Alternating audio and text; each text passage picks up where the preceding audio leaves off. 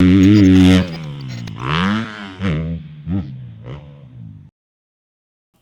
and Shimoda don't steal the show, but they steal the show. You know, it's like everyone kind of knew Jet, That little Jap Joe. Jap Lawrence. Jet had it wrapped up. You know, like basically off the start, we were like, okay, Jet's got the championship as long as he doesn't do anything stupid, which he didn't. And all the focus went to Shimoda and Hunter. And what a move. Battling, they caught back up to him momentarily. What a race. This is a good line. Hunter sends it and takes Shimoda down. Oh, there's the friendship zone. There's the friendship zone. The friendship zone. So that's after how many laps of just battling those two? Yeah, well, Hunter was on a mission. Hunter came from pretty far behind those guys, I think, that Moto 2. You could just tell that was just pure motivation, bringing Hunter up to the front. And I knew that with 2 laps to go, he was right there with 1 lap to go. I'm like, I had a feeling a Hail Mary pass attempt could have been coming. And Jet and Hunter are both very, very good typically and make a lot of their passes like coming into the turns, coming downhills especially. They're good at seeing the braking bumps, assessing which ones are going to kick them, being able to like really accelerate through to keep the bike light and gaining a ton of time. So is Sexton. Sexton made a lot of passes that way, especially in Moto 2, just charging that last little bit before the corner.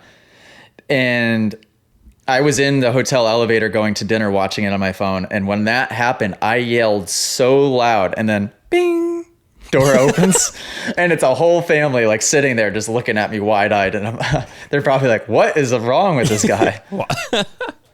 I forgot that I was going to be around people and that I was in the elevator. So I'll break that crash down the best I can. So the way I was kind of thinking of it was sort of the people's defense that were hardcore on the side of Justin Barcia for the Budds Creek incident, making the excuse or the reasoning that he couldn't stop because his wheels weren't on the ground. I don't think that that's an accurate depiction for the Barcia situation, because it was a slow speed, very slow speed section, the slow speed section of Budds Creek going into that left-hander. His wheels were on the ground. He was off the track, so there weren't braking bumps. I would say with near certainty that my breakdown on the Barcia situation was accurate in that he could have stopped if he wanted to. Now, with the Hunter Shimoda incident, that was commitment from the top of the hill. He was going to go for that pass one way or another. He knew that there were big braking bumps there, but he was going to do his best to just keep the bike light, maybe even a gear taller just to, like, again, keep the bike light and charge over the bumps. He got one kick about 3/4 of the way down the hill, just past the halfway mark, that kicked him into just enough of an endo that by the time the back tire touched, and he is going way faster than he already would enter that corner to begin with, that he didn't leave him any options. I mean, I don't think at that point he could have avoided smashing into Joe if he wanted to. Like, the way that he hit him and then his hand flew off. Hunter rides and Jet ride the way that I do, where they are very calculated. They would never intentionally slam a guy in a high speed section that hard, because the risk of taking yourself down and hurting somebody else and hurting yourself is way too high.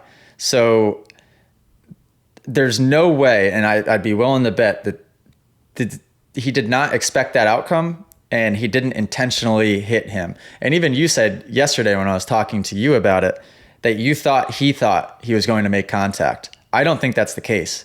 He wouldn't have charged into, because that's a high-speed downhill and a high-speed left-hand turn. If you're going to make contact with somebody, even in the slightest in that section, that is high risk. High risk. But that little nose wheelie, that kick that he got, was enough to not only take away his speed, probably just enough to where he couldn't make the pass, but then it made it so that he straight up just couldn't get stopped. And then he just used Joe to get stopped, which he had no other option. So I'd be willing to bet that that was unintentional. A move like that, I don't think there was talk of, docking or anything like that on the books, right? But that would never be the situation where you would want to dock somebody, because if anything can be called a racing incident, it would be that.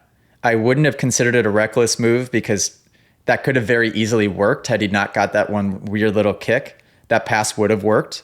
It would have put Joe in a situation where they probably would have been side by side, or Hunter would have had half a wheel on him, and Joe would have had to have jumped the rut or gone outside. It just didn't work, right? I bet you Joe was pretty angry, but Joe's smart also. So if Joe watched that footage back after the fact, he would have recognized and been able to analyze that situation and know, like, all right, obviously, and they're friends. Obviously, you're not going to annihilate somebody that hard intentionally in a section like that. Thankfully, he was okay. Thankfully, Hunter didn't go down. Even though Hunter's throttle hand, I think, came off for a quick second. Yeah. So here's my question. I'd be curious to hear your guys' thoughts in the comments down below. Although it's hard for me to say that, because then what happens is you guys comment with things that don't make sense. Well, okay. Or you're just trying to start fights. So really, to the best of your ability, guys, objectively, and I know you don't think that my breakdown would be objective because of my partnership with the Lawrence brothers, but it is. It does. If Jet or Hunter royally messed up, I would say that. But I'd love to hear an educated opinion or a different point of view on the situation, and then we can have a conversation from there. I'd be curious. But as a racer's point of view and knowing how they think, that would be my breakdown. What are your thoughts? Well, let me ask a question. This is something that I've been trying to think of. The track had decent passing opportunities. Mm-hmm. Like coming into the rollers, a lot of passes were happening. Kind of going across the start straight, there was an inside outside that a lot of people were making happen. That section is not where passes were happening. Why did he go for it there? You know, like, okay. It seems like that wasn't a great place to try to make that pass from an outsider looking in.